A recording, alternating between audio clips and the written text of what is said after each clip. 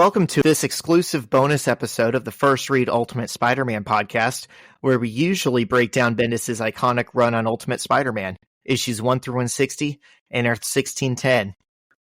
I'm Zach, and with me today is Ghost of Thanksgiving's Past, Biden's Pardon Turkey, John Opat. I didn't actually have a second funny thing for you. Yeah. So I just kind of made up something on the spot. You bunch of turkeys.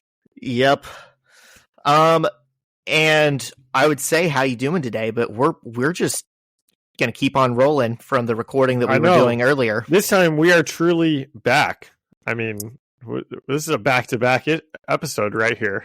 We're so back. But I think we did a really good job not talking about Thanksgiving. So now we can. So how was your Thanksgiving? Dude, my Thanksgiving I've got some good Thanksgiving questions here for you. Okay. First thing, how was your Thanksgiving? My Thanksgiving was pretty good. How was your Thanksgiving? It was pretty good as well. Yeah. Did you cook anything? I hard-boiled eggs, and I did dishes, and I did a lot of cleaning, and the ladies did most of the cooking. I know that you're pretty traditional. That's how you like it. You like the ladies to do the cooking. Yeah, as so that God makes sense. Intended. Yep. Yeah. No, I would suck if I tried, and they know it. Yeah, we normally have like a pretty big like family Thanksgiving with my dad's whole side, and this was like the first year that we didn't do that. We just kept it small. What'd you do? You cook anything? Yes, I did. I did a turkey. And I even specifically I tried to do this thing called spatchcocking it. Have you ever heard of that? No, but that's a fun word. It's where you cut the backbone out and then you like push it flat. So it's supposed to like make it cook more evenly and just supposed to like be better. And it was pretty good. I actually kind of want to buy another one and try to do it again here just because, you know, I didn't get to eat that much of it because it's for like, we had like a big extended family thing and, but it was pretty good. It was a good Thanksgiving. I think I'd rather just do a small one though, just with like immediate family. Do you do like a food coma and fall asleep watching football after you eat? I did go home and I believe I did fall asleep. Yep. Dude, Thanksgiving naps on the couch just hit different than any other kind of sleep. Yep. Yeah, you're not wrong. That's like, I'm a big sleep guy. That's like my favorite thing about Thanksgiving. I had a pretty good nap yesterday because I don't know if you got the day off, but I had Wednesday and Friday off and oh man, I took a great nap in the middle of the day yesterday. Yeah. I did have yesterday off. What did I do? I cleaned my house. I put up the Christmas tree. I hung out with a buddy. Oh, look at you. Yeah. So today might be my nap day. Yeah. If I'm lucky. There you go. I got to try to put up some Christmas decorations today. Yeah, we talked about that. Yep. Yeah, we did talk about that. Long-time listeners will know. In the last episode, I also had to put up some Christmas decorations. Dude, I've been following our analytics, and I think these two episodes, when they drop, might get us over 10,000 listens. Have you noticed that? No, I haven't. We're like pretty close. Yeah. Oh my gosh, we'll have to pop some champers. I don't want to jinx it though, and then like have to wait another week. But I believe in the webheads. I think they can do it. Yeah, me too.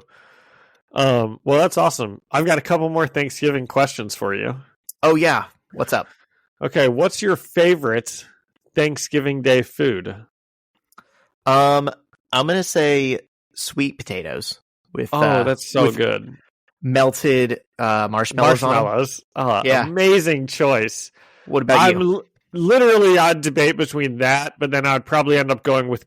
Do you guys have corn pudding over there? Like, not only do we not have it, I have never heard of corn pudding in my life. That's the most Indiana thing I've ever heard of, dude. And it is so good. You had so much corn, you had to make it into a pudding. It is so good. It's the best. There's never enough. There's never leftovers. As the years go on, we're getting less and less leftovers. And here's why. I think it's because everyone makes the same amount, but there's more kids in the family now. Because all of my cousins are all of my older cousins have families that and they, as they have more kids, now there's leftovers. I mean, I don't know. I don't know what to say about this, Zach. And the kids probably get bigger. Yeah, exactly. So maybe the kids should start cooking. Yeah, maybe. Yeah. I mean, what would they make? Mac and cheese, Uncrustables. That sounds awesome. Yeah. What am I talking about? Let them cook. Okay, I've got one more Thanksgiving Day question for you. Okay. What's your favorite? Oh, actually, I have two more. I just thought of another one. What's your favorite dessert? See, mine's definitely sweet potato pie here.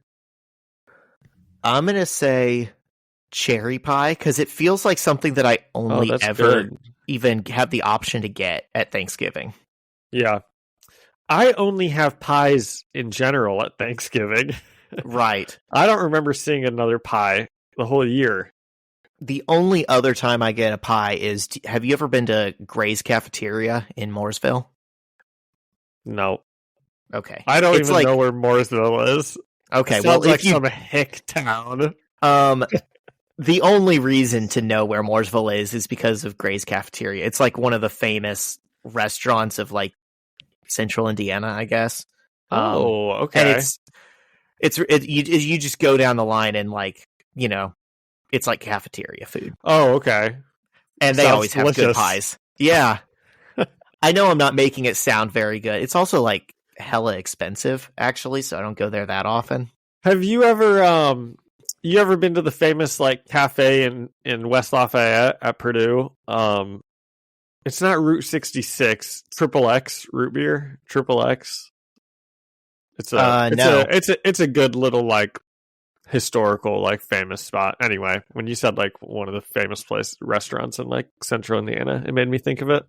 It's pretty good. Do you know about the chocolate shop in West Lafayette? Harry's Chocolate Shop? Yeah. It's not actually a chocolate shop. Yeah, so Elizabeth and I, when her dog was going through everything that happened, Purdue has an insane chemo veterinarian vet school. So anyway, that's where we took him, and we're walking around kind of waiting for everything to happen, and we're a little hungry, and we're so of course the story is right. We see Harry's Chocolate Shop, and we want to go in and get some chocolate, even though I'm this is a bar. I've been here. I know that this place is a bar. I think they might also serve chocolate, but I know it's a bar. And we walk in, and there's of course not any chocolate at all to be found, and we just stand there like idiots for 10 seconds, and then we're oh, sorry, we're actually leaving. The story there, for those who aren't acquainted, it's a prohibition thing. It was a speakeasy, and was it? Yeah, it was the chocolate shop was a front, and then it became a historical thing, and now it's just they don't even sell chocolate. It's just the bar, but they keep the name. I did not know that at all. Oh yeah, that's that's kind of interesting. The history behind it, and that's why it's an institution in West Lafayette. I think it's the oldest surviving bar. How hard could it be to just make cheap chocolate bars and sell them for $2 a pop? They'd make so much money. I think it's more fun that they don't have any, because people want it. They're withholding it, and it makes it more interesting. It's more alluring, It's like that band that everyone wants to get back together, and they're just no, we're going to stick to our morals. We are absolutely never getting back together. And you're damn, I hate that, but I also respect it more. It's how everyone wants Leonard Skinner to play Freebird, but they never do. Do they really not? I don't know. I'm sure they do. They have to. How could they not? Okay, I got one more Thanksgiving Day question for you. We're really dragging this out because this probably isn't going to be very long. These issues. I'm about it. Did you have any Thanksgiving Day bets going on this year on the football games? I'm not a big better. Okay. I didn't. Okay. Sorry, that's not a fun answer. No, that's okay. No, that's okay. Tell you about my insane 10-game parlay, but it doesn't exist. What about you? It seems like you maybe had some bets.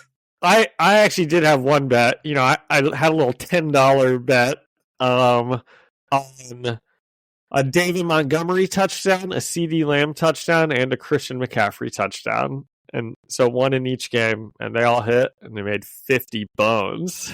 Let's go. Let's go. Yeah, so the mortgage is covered for the month.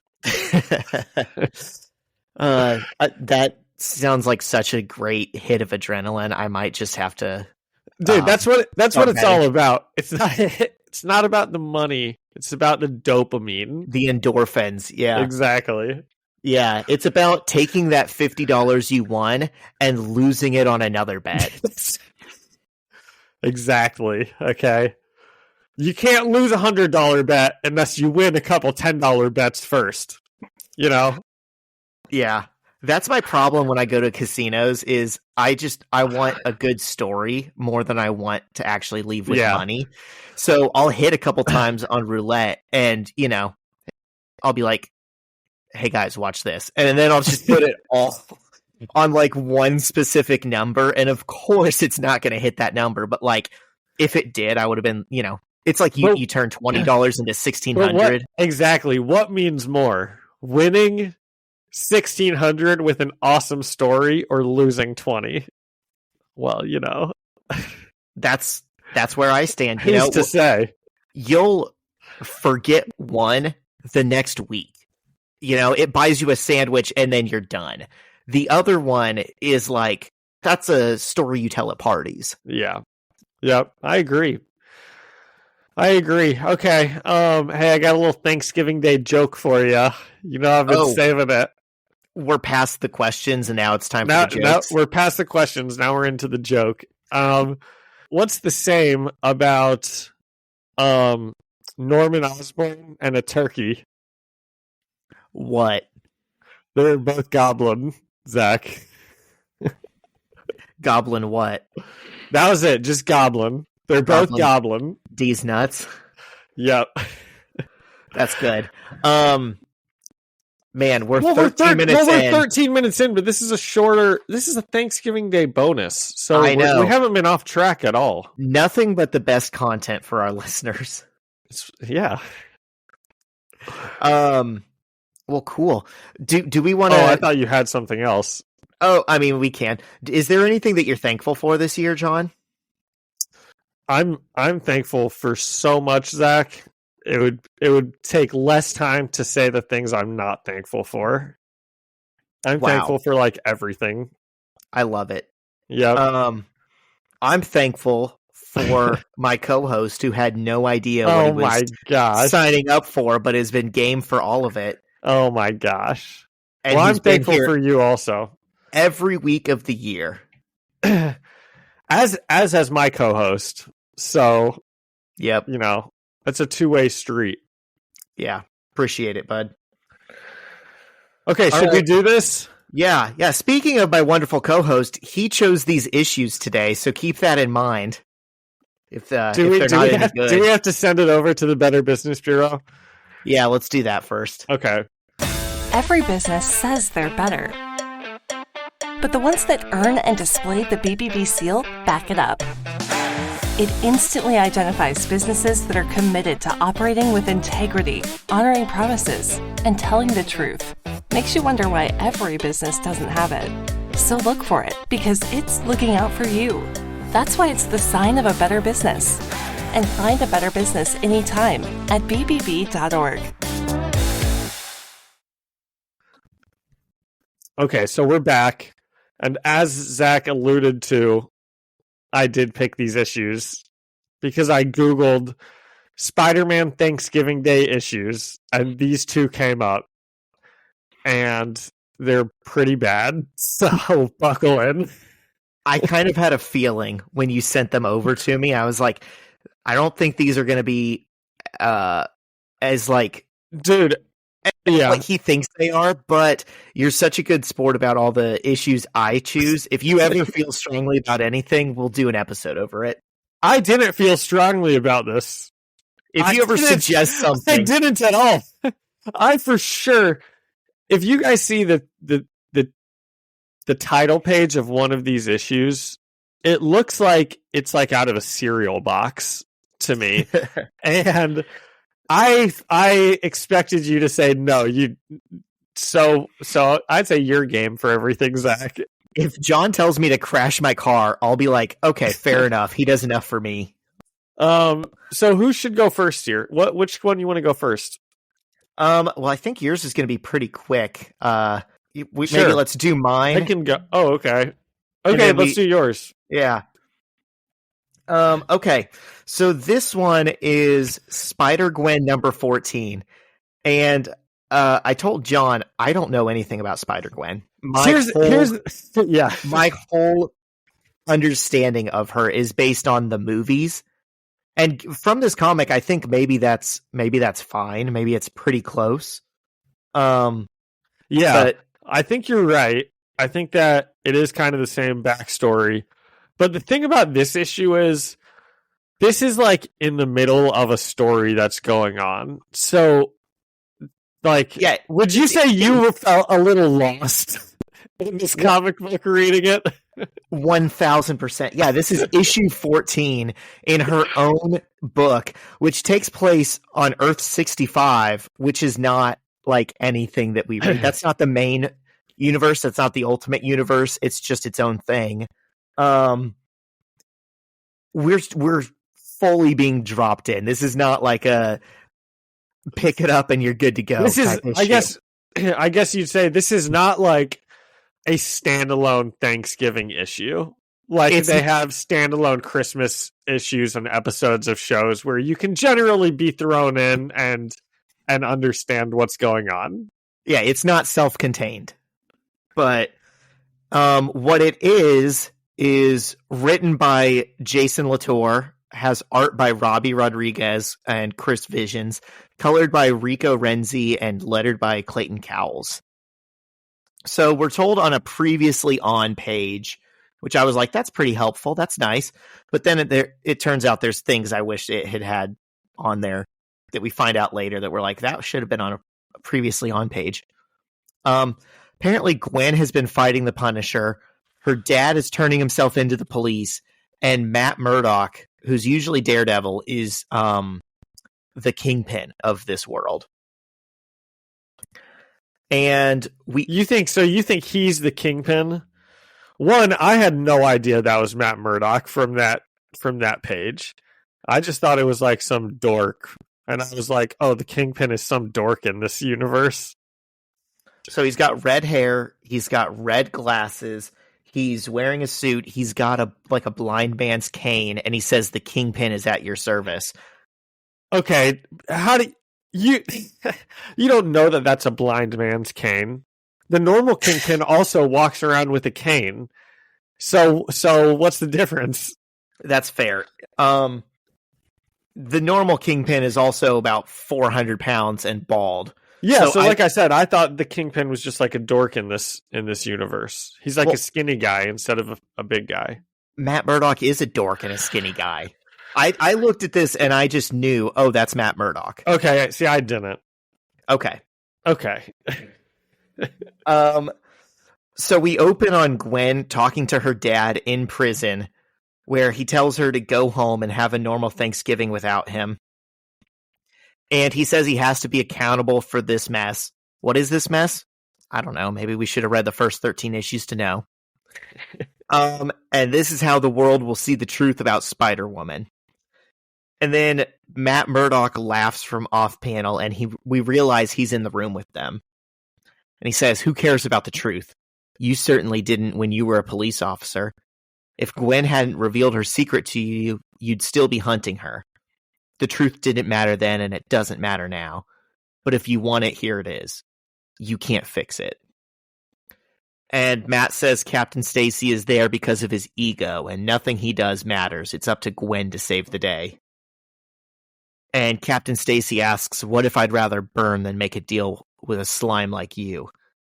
And Murdoch says, you're a terrible liar, Captain, but that's the spirit. Okay, so what's happening here? We're What do you just think? making a lot of inferences based off of this scene. Yeah, exactly. So can you try to make some inferences here? Because you're usually pretty good at this. I'm getting that. Okay, so Captain Stacy, right? Her dad. Yes. I'm just assuming a lot of this is like what we would expect from the comics or what we've kind of seen in the Spider-Verse movies. Yes. I take it he was a police captain. He was hunting down Spider-Woman. And then he realized it's his daughter. And he's like, I need to let her go or convince the world that she's good or something. And somehow that landed him in prison. So now is he maybe saying he's going to like take the rap for like killing Peter or something? I guess. We don't know yet that Peter's dead, but like, if you've seen Spider-Verse, we know that. I think Peter, yeah. And it does say it later. But then it's like, why is Matt Murdock, who is either the Kingpin or at least representing the Kingpin, why is he working with Gwen? And why? I guess he's there. Captain Stacy saying, I'd never make a deal with a slime like you. Why it seems like all of our sides are like, I don't understand who's on what side here. It's almost like we just got dropped into a story. I'm guessing, like, in addition to being like the Kingpin, he's still a lawyer, and I guess he's there as his attorney. But they know he's the Kingpin. They know he's a bad guy. So why is Gwen being lawyered by him? Zach, could you do me a favor? And can we put this pod on break? Can you read the first 13 issues and then come and do this again? I think some of this ends up making a little bit more sense later on in the issue. You know, you just get more context clues. Okay. But then there's also definitely things that I was not prepared for that come in at like the very end of the issue. And I'm like, wait a minute, what? Yeah. So we get another scene where later on a rooftop, Gwen is talking to Matt. And she says she's sorry and doesn't know what they need to say to make her dad see that he needs their help. And Matt says he knows that with me in the picture, he must do everything he can to stay in your life. He knows well of the Kingpin's interest in Spider-Woman, and that until my plans are hatched, I will do whatever is in my power to keep you close, to keep you safe. And we see that they're watching the Macy's Day Parade below. And Matt ruffles Gwen's hair and says, this is why I think Matt Murdock is just like representing the Kingpin. I think he's just on Kingpin's side in this universe rather than fighting him, because he says he knows well of the Kingpin's interest in Spider-Woman. I thought he was just being conceited and talking in third person. Well, maybe he is. I'd really like to think that there's a world where the Kingpin is Matt Murdock and he's just like evil. That was honestly my favorite part about this issue, because I was like, ooh, that's a really cool idea. Yeah. Because also, if she's the Spider-Man of this universe, right? And there is no Daredevil of this universe, and the Kingpin is like as evil and savvy and connected as he normally is, but he also has Daredevil's powers.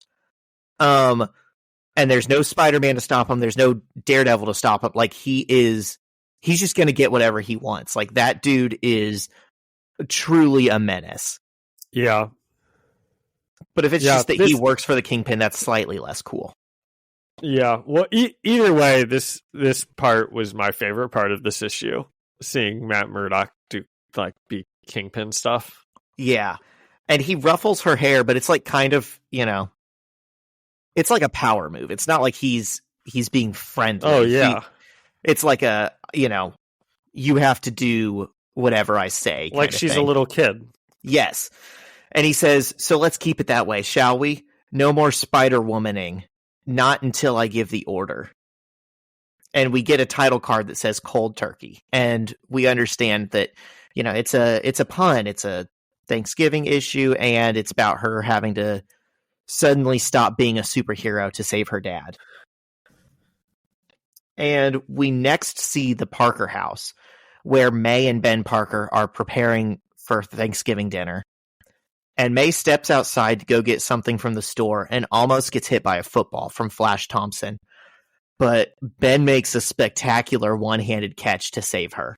And I thought here, oh, maybe in this universe, Uncle Ben has like spider powers, because that's kind of like an Odell type catch. Like, wait, so I could see him having sticky hands. So this is Uncle Ben and Aunt May?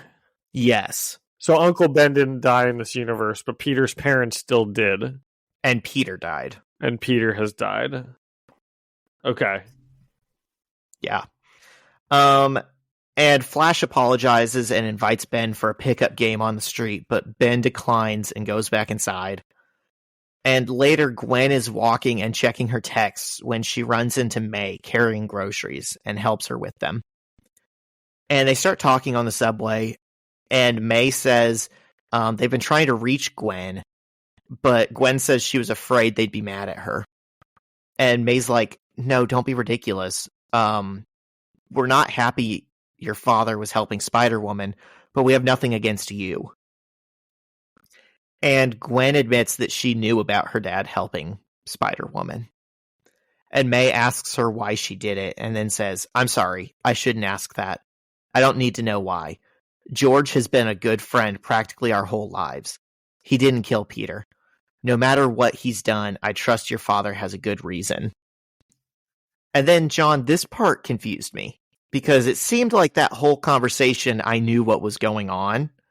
And then all of a sudden, from seemingly nothing, Gwen somehow realizes that May knows she's Spider-Woman. And she's like, oh my god, I have to leave.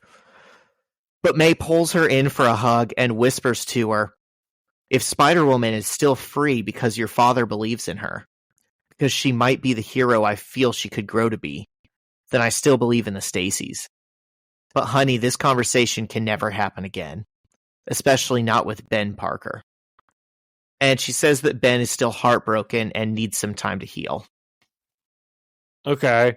So it sounds like Aunt May does know that she's Spider-Woman.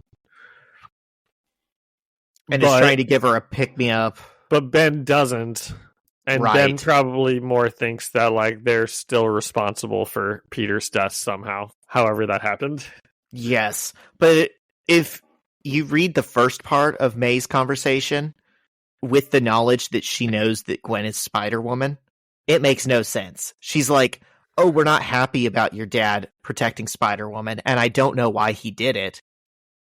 Well, yes, you do. If you know that his daughter, the girl you're talking to, is Spider-Woman, then the rest of that makes sense. Yeah. I don't know. I didn't follow it that much.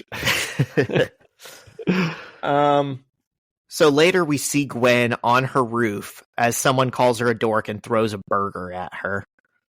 And Jessica Drew is below her, calling for her to come down. This is also Spider-Woman. This is like maybe the most common version of Spider-Woman. And if you watch the Into the Spider-Verse, you'd recognize a version of her. But in that movie, she's black and she's pregnant. And here she's just kind of like the normal 616 Jessica Drew that like most comic readers would know. And she has a man named Roger and a baby with her. And Roger is like a big guy, and he's in some kind of superhero suit, but we can't really tell what his deal is. And he keeps asking things about Gwen's dimension, like if the Cowboys still play on Thanksgiving here, and if turkeys look the same. And we find out he's the nanny for Jessica's baby, but also maybe her boyfriend. It's unclear. And Jessica says it's been months since Gwen lost her powers. And at that point, I'm like, what? How was that not listed in like the previously on page? Why is Matt Murdock interested in her? Why did he say no more Spider-Womaning? I thought that was like her having to give up, a big part of herself. But if she hasn't been a superhero for months, Does he not know that? What is going on? Yeah, I don't even like see where that says. I won't lie to you. When Jessica Drew popped in, I was like, I don't know what's happening here. And if you thought that the conversation between MJ and Peter about like who likes who lost me, the last 10 pages of this lost me more than any comic could ever lose me. I was just like, let's just get to the end here. And I don't know if I mentioned this, but this is not the Jessica Drew of like Earth 65, Gwen's dimension. This is like a different Jessica Drew who she's met at some point through the Spider-Verse, and she popped into this dimension for Thanksgiving. So that's why Roger is asking, like, are turkeys normal here? Do the Cowboys still play? I don't know what the rules are for like a new dimension. Like anything could be weird. So not only is this a character we haven't seen before, this isn't even a character from the same universe. Like this is a very confusing issue for a beginner. And she starts talking about a lot of stuff that honestly I don't know what she's talking about and I can't follow. And the art just completely changes when they jump in. It becomes like their universe's art. Well, and I don't like it. I don't even think it's that. I don't think there's that much thought into it. When we go back to like the credits, it says artists, Robbie Rodriguez and Chris Visions. So what that tells me is one person couldn't finish the issue in time for the deadline, and they had to bring someone else in to like finish the rest of the pages. I think they probably purposefully drew it in a different style when she came over. Like it's like from another universe. I like that you're trying to give it the benefit of the doubt, but I've read enough comics. I know when an artist couldn't meet the deadline. Okay. This just it seems like a bug, not a feature. Okay. Because they're still in Gwen's dimension. It's not like she hopped over to theirs. Yeah. And so Jessica says it's been months since Gwen lost her powers and asks her if in that time she's met a special someone. And Gwen says no, she actually hasn't really given much thought to dating. And they sit down around the Thanksgiving dinner table, and Gwen says that she is thankful.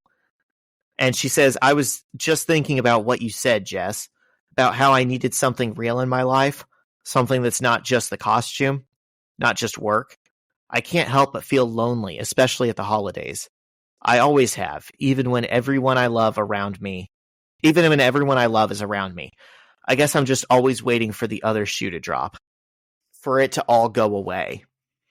I worry so much about the future that I forget to be in the present. Truth is, the people in our lives do come and go, and sometimes they don't come back. But focusing on what you could lose isn't living. Living is making the most of the time with the people in your lives and being thankful for what you've been given. And they applaud her for her little speech, and Roger tries to turn on the football game, but they see on the TV that a supervillain named the Koala Commander has attacked the parade and declared that if Australia can't have Thanksgiving, then no one can. That's pretty funny. I thought you'd like that. I didn't even notice that.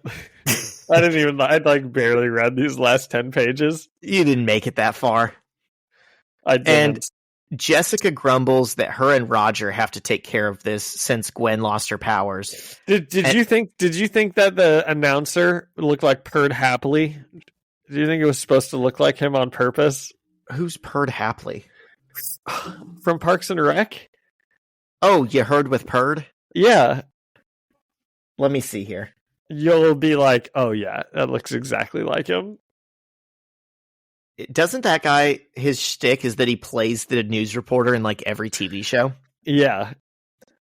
Yeah, I can see it. That's okay. funny. Carry on.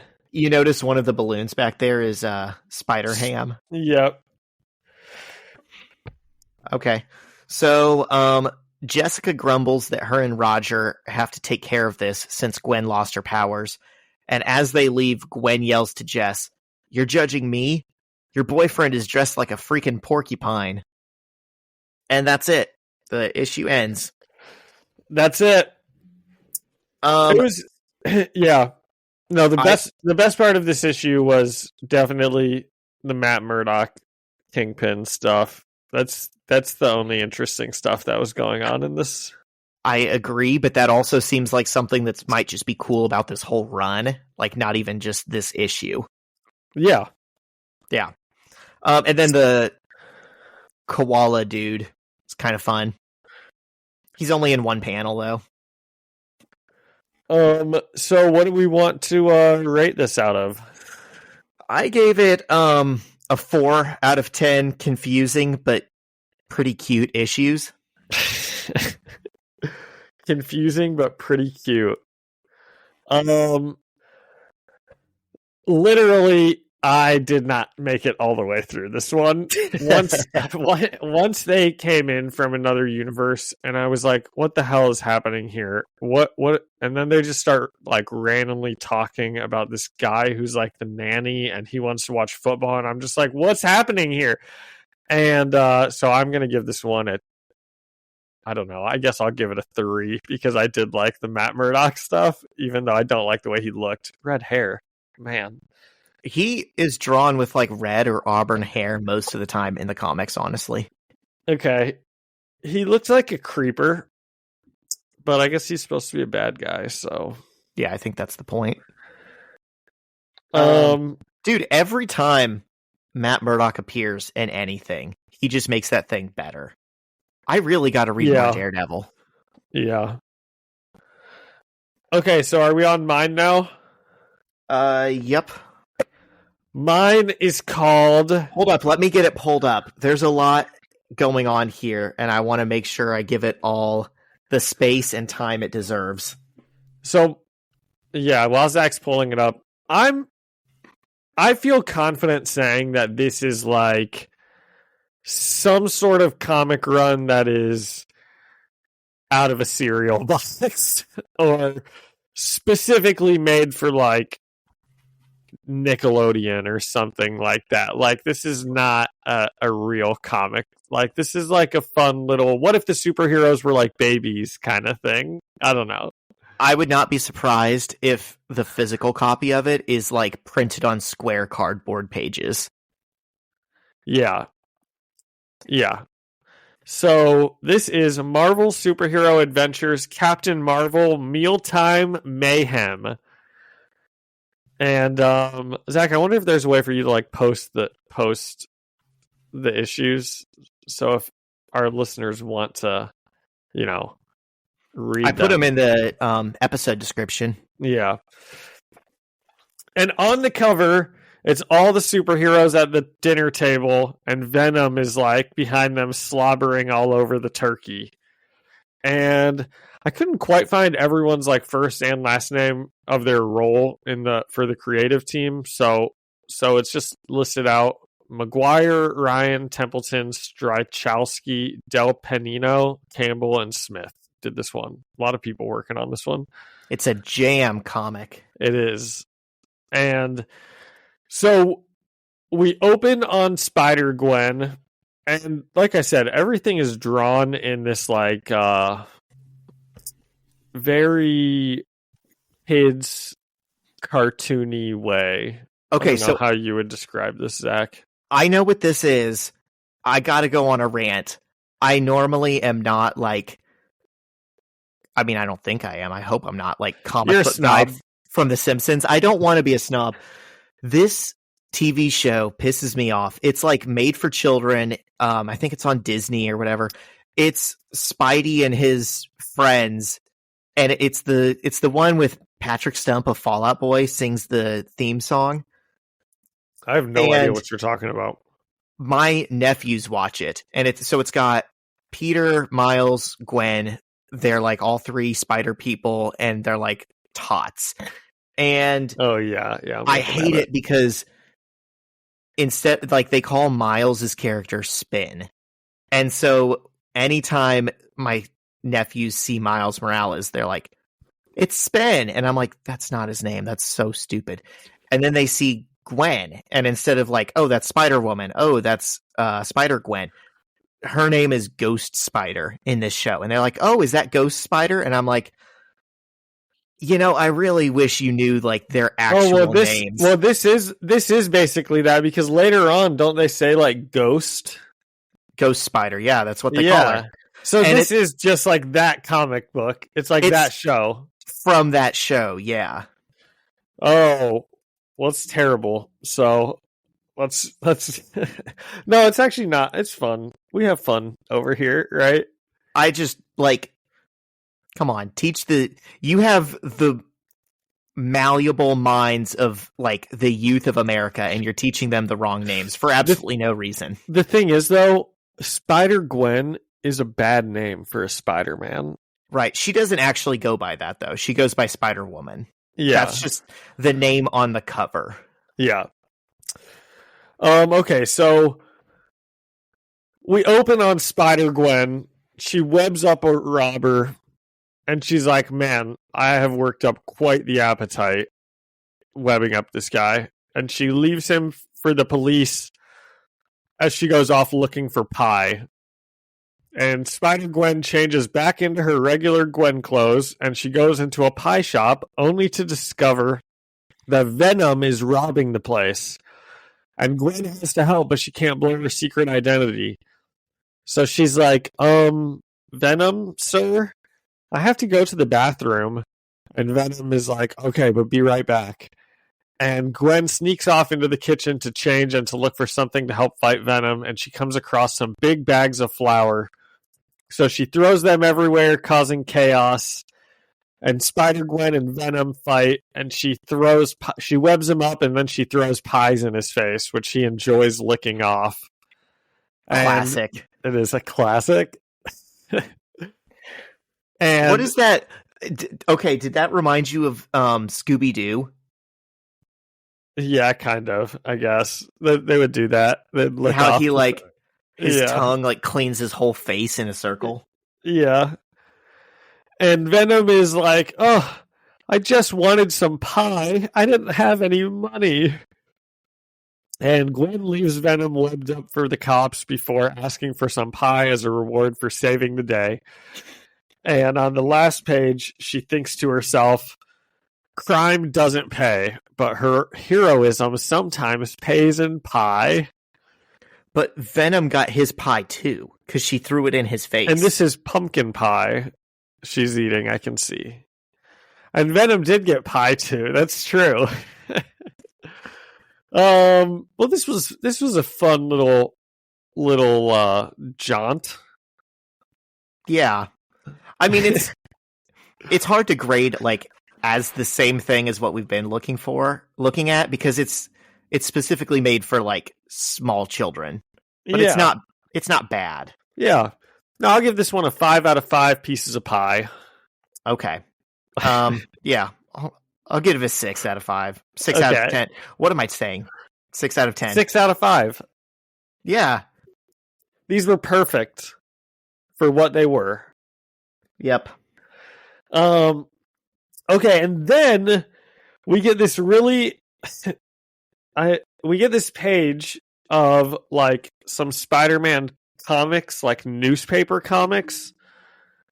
And I don't know, should we just skip over it? They're pretty There's like a Archie parody, there's like a Charlie Brown parody. Yeah. They're all only a few panels. Hawkeye shoots Hulk in the butt with an arrow, and Hulk's chasing him around. And then Spider-Man carries around his webs like a blanket, like he's Lionel from Charlie Brown. It's good fun, okay? And then there's a word search. So, and then there's another word search then there's a crossword. Then if you flip the page, then there's a full-page word search. You're skipping. There's another little 5-panel comic that was made by one of the artists, like, kid. It's like they had a child make a little comic strip, and they put it in here. and it's just like 5 dad jokes in comics. It says They're individual panels. It says Ultron getting tongue-tied. These are actually pretty funny. I'm going to go through these one by one. This is Ultron getting tongue-tied, and it's Venom like tying up Ultron with his tongue. And then it says the next one is seeing double vision, and it's Vision looking at himself in a mirror. And then the next one is Green Goblin, and it's the Green Goblin just munching on food. And then it says Avengers assemble a bookshelf, and it's all the Avengers working on like an IKEA bookshelf. And then it says Dr. Octopus, Octopus Doctor, and I don't get it. He's like doing a surgery on an octopus. He's a doctor for octopi. Dr. Octopus, Octopus Doctor. That's funny. Yeah. And they're all drawn like a 9 or 10-year-old drew them. This kid, 7 years old, it says. This kid has a future. Yeah, that actually is really good for 7-year-old. And then there's a crossword, and then there's a word search. Zach, did you do the word search? Absolutely not. Okay, neither did I. Okay, should we move on? Looking at it for 2 seconds, I've already found I found the word lockjaw. jumping. Did you find jumping? Okay, I found jumping looking at it really quickly. So we've done most of it. I found Ant-Man and Wasp. Nice. Captain America. They say it's a word search, but most of these are just written like horizontally like they should normally be. Oh, they're just my stacked gosh, on each other. It's for children. Avengers, Peter Parker, Thor, Hulk. I'm moving on. Moving on. Nova Corps, Web, Marvel Comics, Ant-Man, Wasp, Rocket Raccoon, Villain, Evil, Bad Guy, Lockjaw. This is a joke of a word search. What are you talking about? There's not even those words in it. Are you kidding me? Just read it from top to bottom. Are we looking at the same one? Find a word, the fun word search game. Are you on the last one or the middle one? I'm the one that's a word search. There's 2 word searches. One's at the end and one's in the middle. The one in the middle, you're finding species, the spider species. Black Widow, lynx, water hunting, turkey, wolf. Dude, I'm still on page iPad. 12. You're on page 13 with Spider-Man on it. Oh, that word search. Yeah, I was on the next word search. Okay, whoops, I thought that was a 2 crossword. word searches? There's actually 3 word searches. Okay, you're right. That one is easy. Okay, can we go to the next story? Please. Okay. So, second story. Peter is Spider-Man. He's sitting up on a building. He's eating some burgers and fries. And all of a sudden he hears someone yelling for help. And he goes, oh, there goes my quiet day. And he goes to help out. And it's Thor. Thor has lost his hammer. Thor is like, my hammer usually flies back to me, but nothing's happening, and I don't know what to do. And Spider-Man is like, well, whenever I lose things, I retrace my steps. This really is like made for kids, you know? And Thor says, well, earlier this morning, I was in a battle with Fenrir the Wolf. And so maybe I should go check that out, but I can't fly. And Peter's like, well, I'll give you a ride over. So Peter swings Thor over to the place where they had their fight, him and the wolf. And they're searching through the alleyway, and they can't find it. And Peter's like, well, maybe you should just get a new hammer. And Thor starts crying. He's like, I can't get a new hammer. And then someone off panel begins laughing at him. And who else but Loki is there? And Loki and Thor begin to fight, and Thor is demanding that Loki give back his hammer. And Spider-Man stops the fight. He's like, look, Thor, everything you told me about Loki, there's no way he stole your hammer. He's just wasting your time.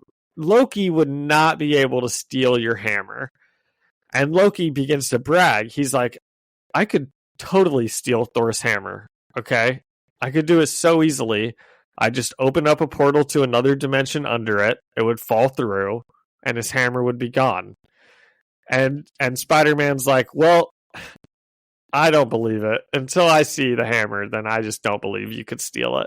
So Loki obviously doesn't get what Peter's trying to do, and he opens up a portal and he grabs the hammer back, and Thor is able to summon his hammer and he beats Loki up with it. And then Thor tells Peter that the hammer is important to him because it's a gift from his dad, and he thanks Spider-Man for getting it back to him, and he flies off. And Peter is left to wonder what happened to his French fries. Okay, so you know how fun. You know how you didn't read the last 10 pages of Spider-Gwen? This one lost you. I skimmed it in like under 10 seconds. I'm just looking at the pages. I'm like, yep. Okay. Yeah, that's what I did to Spider-Gwen. Well, I thought it was good fun. Good little fight between Loki and Thor. And then it looks like in the next issue, it's all of the Avengers versus the Frost Giants in Manhattan. So I don't know. I thought maybe we could stay with this comic line. Yeah. Maybe do bonus episodes weekly about this one. Sorry, listeners. This podcast is actually ending with this episode. What do you think? What's your rating system? Out of Little Tykes. Dude, I don't know that I'm qualified to even judge it. I don't know, 3 out of 10 Little Tykes. I'm sure it would slap if I was 5 years old. Yep, I'm giving this one another 5 out of 5 Little Tykes. 2 perfect issues. Zach's was terrible. Let's go. You know, I don't think we should crap on the idea, though, of just, like, choosing, you know, a holiday-themed issue and being like, let's pick this up and see what happens. No, that's what we did for the Super Bowl. We did that for the Super Bowl. I just think, like, Christmas, I think that'll work. I think there's going to be enough standalone stuff for Christmas. We can pick a couple good ones. I don't know that any other holiday will work as cleanly. Maybe if we circle back around 4th of July.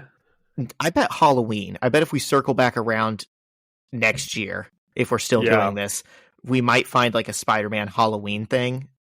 I mean, again, a Hobgoblin kind of works for that. Nightmare works for that. Yeah, we pretty much did. We had some spooky issues. We did have some spooky issues. Well, cool. Thanks, John, for giving us our issues for this episode. You are very welcome. I hope everybody enjoyed them and read along.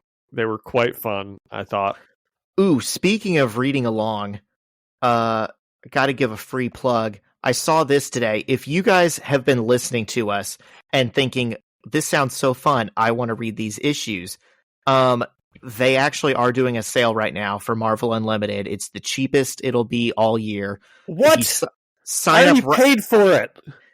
Sign up right now for just $50 a year with code CYBER23. Are you kidding me? You can read along. You can read these issues we did today because you don't want to miss them.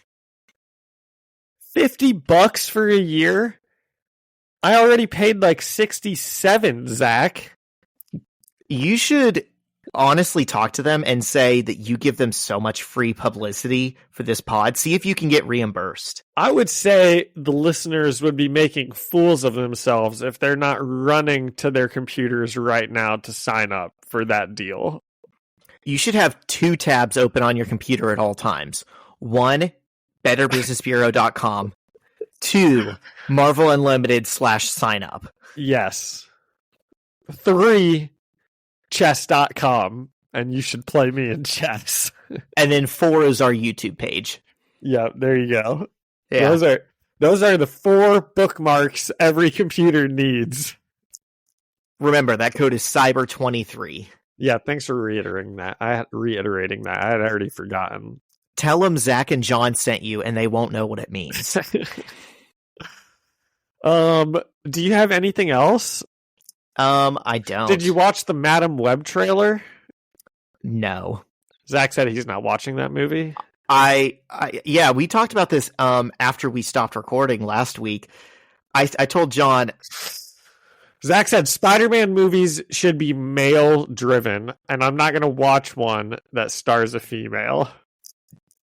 Not Madam Web.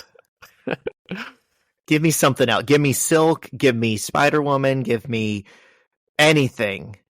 I told him I probably am in the top 1% of like comic Spider-Man fans. Like I could get on board with, you know, a lot of different things that they want to put in the movies. But I don't know what Sony's doing. Like Morbius, don't care. Madam Web, don't care. Raven the Hunter as a standalone character. Don't. And he's like an animal activist. I haven't even seen the Venom movies. Like, neither have I. It's just so weird that they think these are like the IP that people want to watch. Yeah, they do they're just like burning money over there. Man. It'd be like having the rights to Batman and saying, okay, we're going to do an Alfred prequel movie. Didn't someone do that? Did they? I'm trying to make a joke, and they're proving my point about how dumb they are. I'm pretty sure it's like a show called like Pennyworth or something. Oh my god, you're right. Stop doing that. That's not why we read the comics. That's not what anyone cares about. That's what I care about. Okay. See, little did you know, Zach, I'm using this pod as a platform to start my real pod, Pennyworth Uncovered, where we talk about Alfred Pennyworth's backstory. I tried to make a joke about the dumbest thing they could do, and not only is it real, my co-host is advocating for it. Yep. No, I've never seen that. You're right. That's absurd. Yeah. Did you watch the Madam Web trailer? No, I still haven't. Okay. No, I don't care about that. This can be the last we talk about it on the pod for all I care. It'll come out and I won't even pay it any mind. Is she in our run at all? Isn't she supposed to be like a cool character? Like, but she's like there was an animated series back in the day where there were only like and my family had this DVD that was only like 6 episodes. It was like the 6 best ones or something. And one of them was a Hobgoblin one was a Mysterio one, and one was like a Madam Web one. And I remember I didn't like that one very much. But I did remember like she was like some weird old lady, right? Yes. And now they've got Dakota Johnson playing her. They're like, hey, what if we made this weird old lady that no one even understands sexy? It's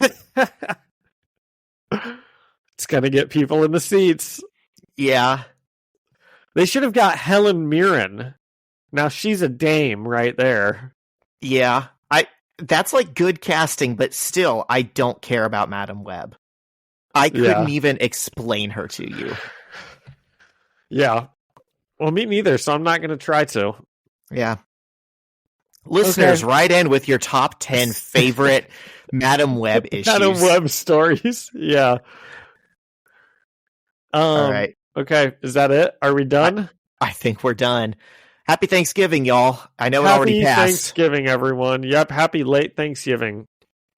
Yep. I'm so thankful for Ian Hickey for our music and Alyssa Seaman for the artwork and all of the webheads for listening and leaving a review or a comment. You guys can find us First Read Ultimate Spider-Man podcast on Spotify or Apple Music or anywhere else you listen to podcasts. And you can leave us a message on Instagram at First Read Podcast. Send us an email at firstreadspidey@gmail.com or find us on YouTube, the First Read Ultimate Spider-Man Podcast. Happy Thanksgiving. See ya.